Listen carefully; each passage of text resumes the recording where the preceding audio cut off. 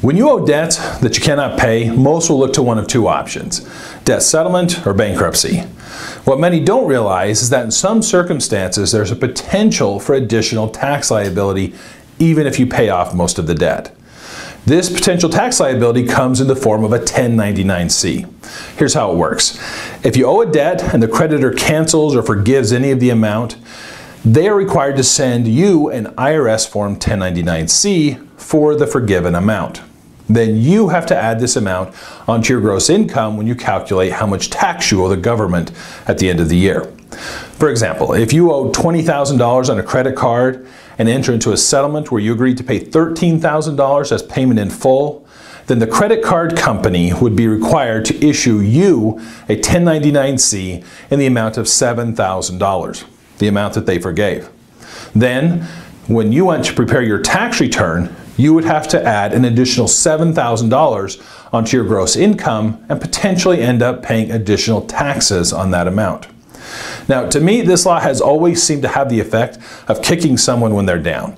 The reason you're seeking a settlement is because you're not in a position to pay the debt. Now, you finally get your creditors to work with you, and there's the IRS standing there with its hand out. What about bankruptcy?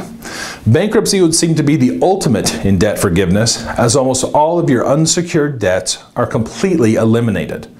Well, there's an exception in the law when it comes to bankruptcy. You will not receive a 1099-C for debts discharged in Chapter 7 or Chapter 13 bankruptcy. If you do, you need to bring this to the attention of your bankruptcy attorney and your CPA. Can a credit card company choose not to issue you a 1099-C? I work with a lot of clients on debt settlement. Many of my clients will want as a term of the settlement that the creditor not issue them a 1099-C. I've asked, but in general, most creditors will not agree because they believe they can't agree to this. After all, the law says that they have to issue the 1099-C on forgiven debts. If you're working through a debt settlement, you need to take into consideration that you will likely be issued a 1099-C on amounts that are forgiven by the creditor in your settlement arrangement. You may wonder, is there any way around this 1099-C?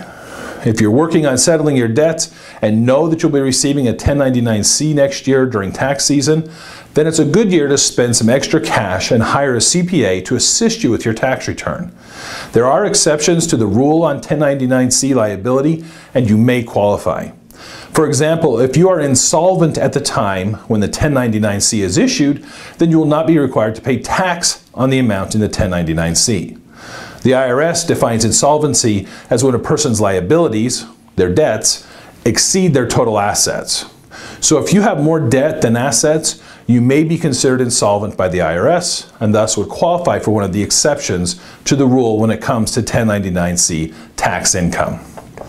The 1099-C is a no-fun part of debt settlement, but often it ends up being a secondary consideration in your overall debt settlement strategy, and many times a tax liability can be avoided altogether. Thanks for watching.